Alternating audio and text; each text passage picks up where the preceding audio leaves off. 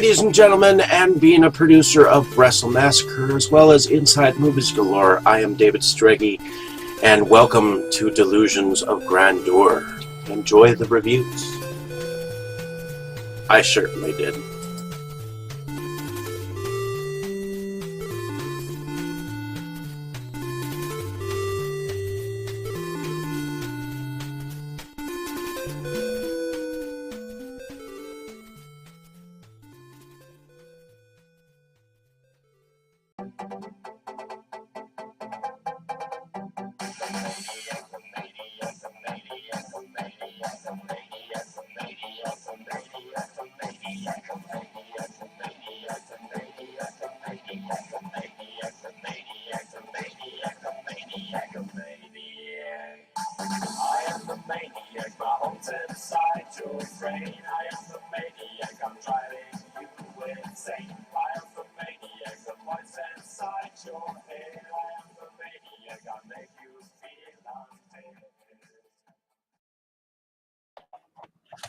Hello, ladies and gentlemen, and welcome back to Delusions of Grandeur, and I am David Strege, here with another review for a 2018 somewhat of a remake, but according to the director, Luca, I'm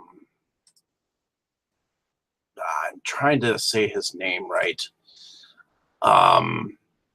but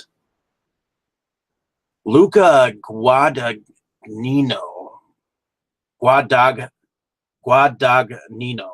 It's a hard pronunciation, but this is a film that's supposedly, according to the director, Luca, has made an homage to a film that was made as a part of a trilogy directed by Dario Argento in 1977. And the film talks about, the film itself centers around the first mother, which evidently there were three mothers that were at the dawn of the 11th century.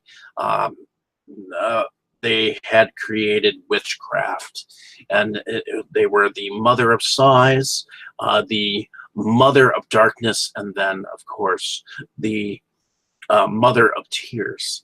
So Suspiria, in both adaptations, surround around a mysterious death in the very beginning of a student of dance. And as in both films, the dance school is run by a coven of witches that worships these three mothers. And there is a new student that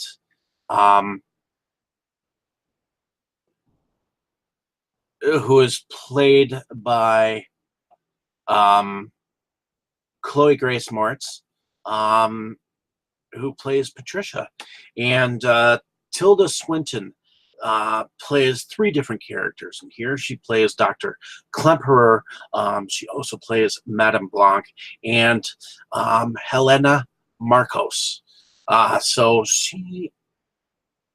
Tilda Swinton, it's hard to see her as Helena Marcos, but you kind of see her in Dr. Klemperer. Now, Dr. Klemperer actually treated the same student who ultimately had a mysterious death. So while he goes in search of what happened to the young student, Dr. Klemperer also has a story of his own that evidently the love of his life, or a woman that had been in his life many years ago, had disappeared. And the coven of witches ultimately, towards the end, kind of manipulate his mind into thinking that she has in fact survived the war when she when I'm not exactly sure whether she did or didn't. Now, in this particular version, the or adaptation of Suspiria, it is ultimately devoid of color, which is what the original Suspiria was kind of known for. It was kind of known for its exuberant reds and colors and color schemes and whatnot. The other thing that it was kind of known for was the band Goblin, and the music behind the dance was, in fact, an orchestra band. Uh, by the name of Goblin.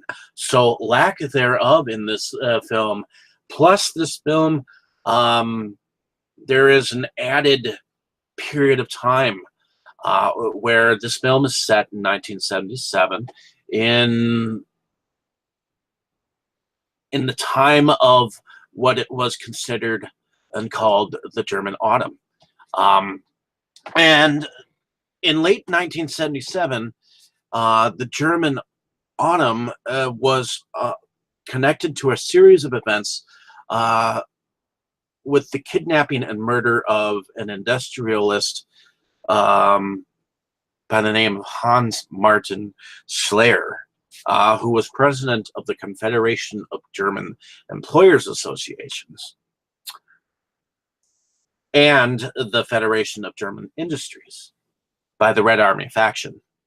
And it also had something to do with the hijacking of the Lufthansa airplane by the name of Landshut.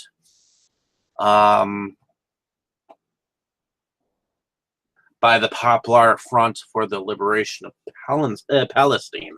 So while the girls are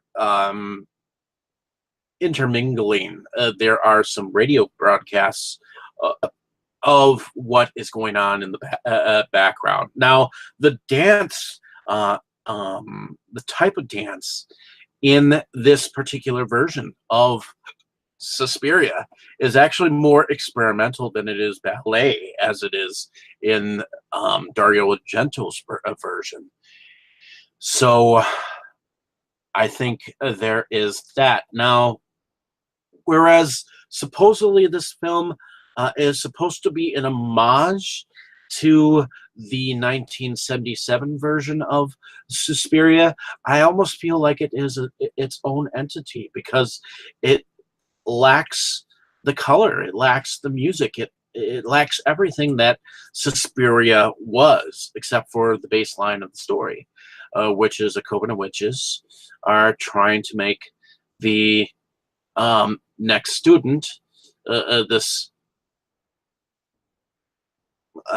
In fact, she's from Iowa or Ohio or one of those two.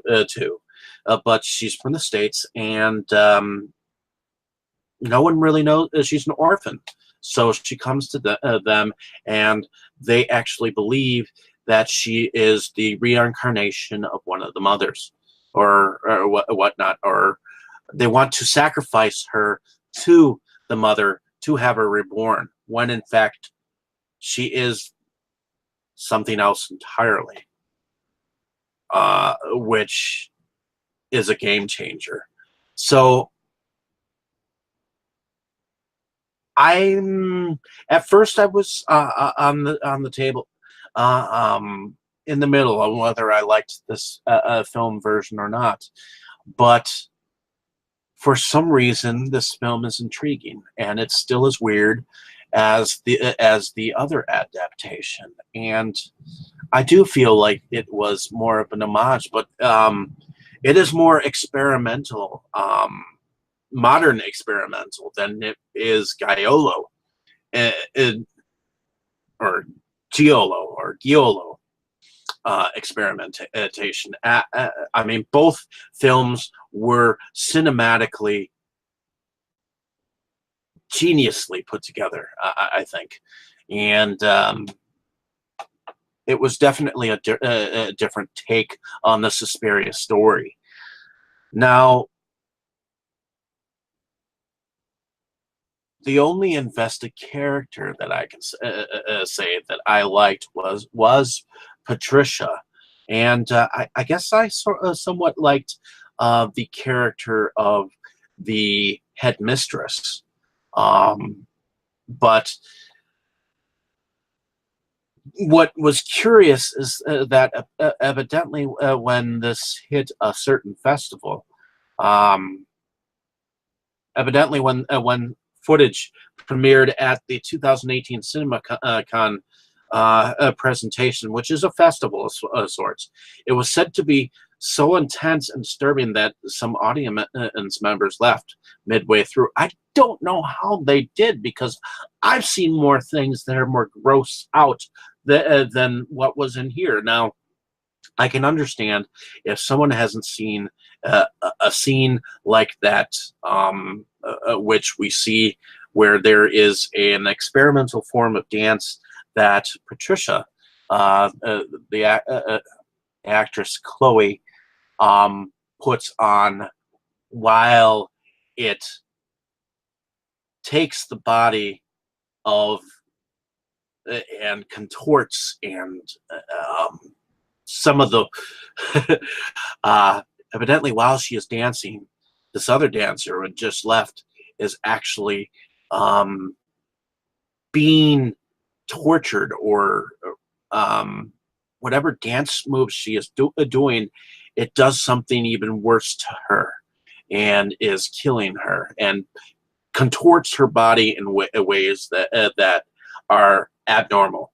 And so I guess there are some freakish